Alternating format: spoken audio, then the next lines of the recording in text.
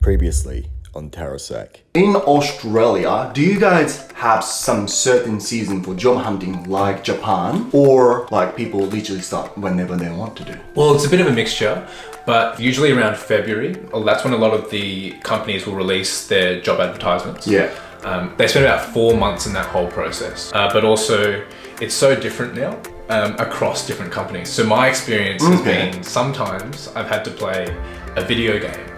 A video game? To test my ability to detect how much risk I'm taking. What would you wear when you go to job hunting? Do you have to wear black suit? No, so interview, you just want to look professional. If you're going to a big company, a big corporate company, wearing a tie is a bit much, but always dressing up and making sure you look good and professional is always a plus. What about beard and mustache? That's fine. That's fine, yeah? But if you got one like me after a few weeks, okay, that's fine. Yeah. So what do you think? What industry is currently popular to uni grads in terms of money and, you know, good benefits and stuff? Benefits, I would say the government. Government job, yeah? They give you good superannuation money after retirement. They give you great health benefits and everything. Health benefit, which means? Private health insurance. In fact, many private companies do that too. They'll help you with your private insurance. Okay. And this is something that they do in the US as well. Oh, really? Yeah. But in terms of money itself, as in the cash you're paid, government is good. It can be good. Stable, right? But it's capped off. Yeah, okay. Whereas if you go work in a private company, let's say at an investment firm, the money you can make is not capped off. Yeah. It's all about your performance. Yeah, true. So when things are tied to performance, such as investing, then you can make a lot more money. Yeah. But for things that are more kind of strict and written out for you, it's more salary based. Okay. But in terms of the industries themselves, finance is an interesting one because it's still very popular, it's still very important, except it's not finance students getting the jobs anymore. It's engineering students. And a lot of engineering students, although they might be learning how to build a bridge, don't actually want to build a bridge. They actually want to do investments. And the reason they do that is because engineering teaches you a way to think that finance doesn't. So a lot of the banks know this as well and don't want to hire finance students because they don't learn as well as engineering students. Yeah. So many times I've heard this. In Japan, the work is usually very stable as long as you have work. They're not going to really fire you. But then I don't think in Japan people get as much as Australia, because Australia is an expensive country as well. But then many people say in a foreign country the money is good, and then as long as your performance is good they pay you a lot of money. But then they say Western companies don't really care about firing people. They do fire you because they really looking for someone. They really want to keep someone who can bring a benefit to the company. Is it true? Well, I don't know out of my own experience, but in order to fire someone in Australia, you have to have a pretty good reason. Okay. Usually it could be something about lying about sick leave.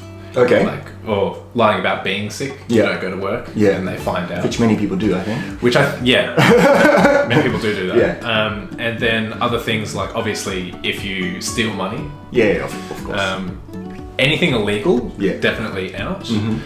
For more personal things, you can't hire people. Like you can't fire people. Let's say you and I had an argument and I was your boss. I can't fire you. Okay, that's not the proper reason to sack someone. Yeah. Because what you would do if you were an Australian employee, you would take it to the Fair Work Commission and you would go at me. Oh, so you can't do that directly. You gotta take it to Fair Work. Yeah. So if I fire you, which I can do, I can fire anyone as your boss. You will have to accept it. Yeah. But what you can do is go away and go to court and say they can't fire me like this. Okay. Yeah. You might get your job back. You might just get a lot of money. So can I take the problem of the tattoo thing to the Fair Work place? In Australia? Yeah. You just got the job, or you just doing like a part-time in your company? I'm doing casual work. Casual work. But I've been doing it since I moved to Sydney 3 years ago. 3 years ago, I'm probably going to move into full-time work next year with them. Oh, like you got an offer sort of thing, or? Yeah. So for me, I have a really good relationship with my managers. And this is something about job hunting as well. Yeah. If you have really good friends in a company that you want to work in, or parents, it's really easy to work there. I don't have that. You didn't have that. So Yeah. you started working like as a part-time when you're 3 years ago, and then eventually you gain your skills and stuff, and you know your last year now in university, and they kind of like asked you like if you want to stay there as a full-time or something like that. It's exactly like that. Because when I moved from Canberra to Sydney, I went to a engagement party. I went to that party and I met the CEO of the company that I work for now. Oh really? And it was at that party where he offered me the job. Really? Yeah. So you like that job and you stay Yeah. there, obviously. Yeah. Yeah, I feel connection is really important in this country. Yeah. In Japan too, but I think this is a bit stronger in Australia. Yeah, I mean, I know someone who works at one of the best investment banks. You know, their grades, I know them. They're good, but they're not the best. Okay. And they basically skipped the whole employment process and just got a job. Because their dad.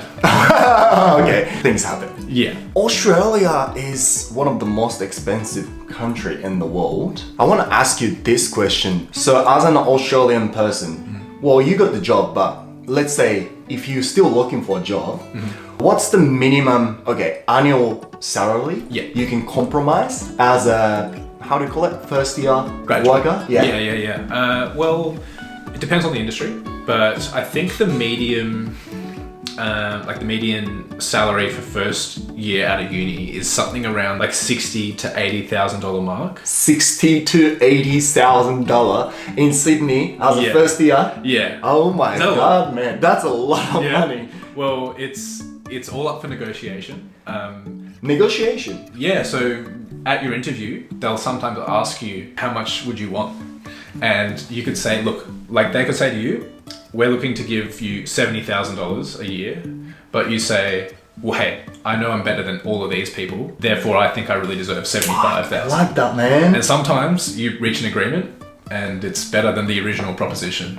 It's so different. So in Japan, when you do job hunting, the job description, or when you go to information seminar, they already give you the first monthly salary is gonna be like $2,000, or usually after university, I would say 2,000 to 2,300 or 400 Australian dollars. Yeah. So what? Let's say annually 25,000. Yeah, right. But we can't say that. Like, if I say, hey mate, like, give me more money. Yeah. I think I'm really good at sales. Yeah. And they're gonna be like, yeah, okay, I understand, but you gotta show me first. You know? Yeah. Okay.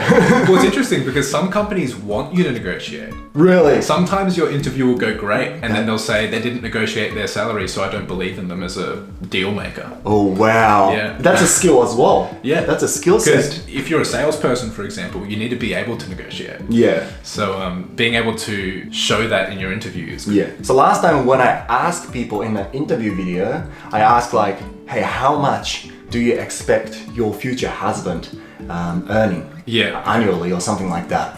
And then like people say, oh, 100,000 or Right, like okay. 150,000 or something like that, Yeah. which is a lot of money, but it's possible. But then I get lots of comments on that video say, hey, man, Australia, the price is so different. Yeah. So you can't say that, which is true. But also I feel it's wrong because people say Australia, Coca-Cola, costs like $5. It doesn't cost that much. Nah, not a Coca-Cola. So I have to ask you, how much are these products? Okay. A can of Coke, $3.50. a bag of chips, How big? like that, Or like my face. $4. $4. Yeah. That's a pretty expensive. Yeah, it's pretty expensive. A box of cigarettes, How many cigarettes? 20? 20. 30. Yeah, $30 because cigarettes are taxed. A bottle of beer, Well, I don't buy bottles of beer. I usually buy packs of them. But, $7. $7 for just a bottle. Yeah. I'm drinking Sapporo tonight. Are you? Yeah.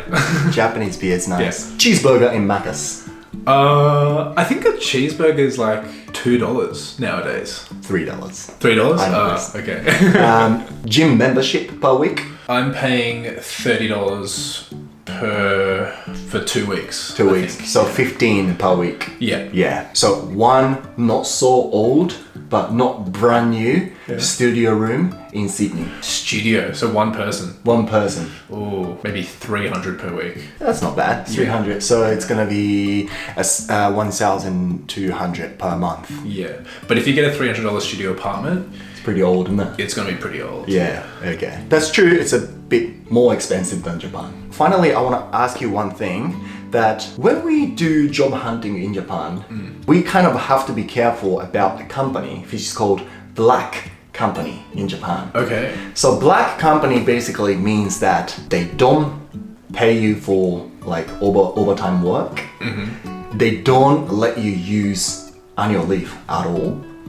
They pretty much make you work so much. Yeah. And you probably don't even have 2 days off in a week. Okay. Maybe your boss can be a bit abusive. Yeah. Yeah, anything like this. Do you have something like this in Australia? Definitely. Oh, do you? I think so, yeah. So it's all about company culture. Yeah. And unfortunately, there was a bit of a dip where a lot of companies in Australia were like this. It was all about productivity and how much work you can get done. Oh, really? But now the world is becoming more progressive, and Yeah. Australia is too, and these things are changing. Things are changing. But a lot of the traditional, really old companies, Yeah. such as consulting companies, like business consulting, Yeah. I've heard stories where, like, if you're in your first year working for a consulting company, you're working at least 12 hours a day. Wow, in Some- Australia? Yep. Really? Sometimes sleeping at the office. Wow. Sometimes ordering Uber Eats for everyone. That's not sitting good. at your desk. That's at not good. 10 p.m. at night working. Okay, that sounds like in Japan, yeah? Yeah. Well, not all the company, but some companies are like that. Yeah. Oh, it happens in Australia too. But a lot of the people, because they're getting paid so much, are okay with it. Oh, they get paid for the overtime. They don't get paid for the like they get paid a salary. They might get a bonus based on their project work. Oh, But okay. Usually, consulting especially, they get paid quite a bit. So they're okay with working a lot overtime. So they still have a reason to stay there. Yeah, but Okay. at the cost of potentially family. Yeah. time. All right, it was really difficult for me to interview this kind of topic to you because Yeah. it's a little bit tricky. I think some of the people who's watching this video are thinking, what's happening in Taro Sack's English today? Oh, okay. usually it's more casual topic and No, that's it's good. easy to talk. But then, If I was speaking Japanese, I would have a lot of trouble. do you speak Japanese? No, but I know Denmo Bango wa. Denwa bango wa. Denmo Bango wa. All right. What's your number, right? Yeah, and then people probably know what sort of personality he has now.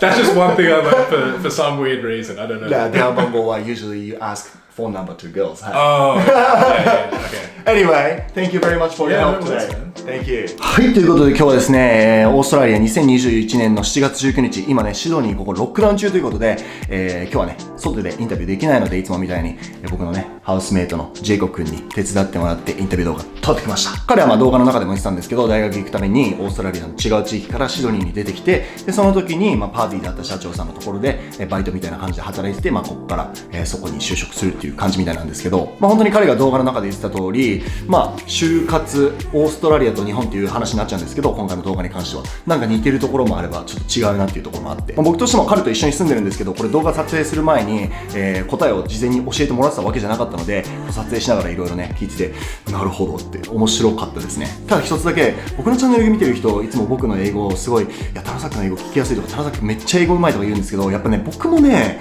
英語調子悪い日あって、今日めっちゃ英語の調子悪かったんですよ。なんか出てこない。多分英語喋る人ってあると思うんですけど、英語出てこない人がないですか？今日マジで出てこなかったです。なんかその点ね、ちょっといつもより期待外れだったらごめんなさい。編集でどうにかなっていることを祈ります。ということで最後まで見てくれた皆さん、ありがとうございます。また次の動画でお会いしましょう。バイフレ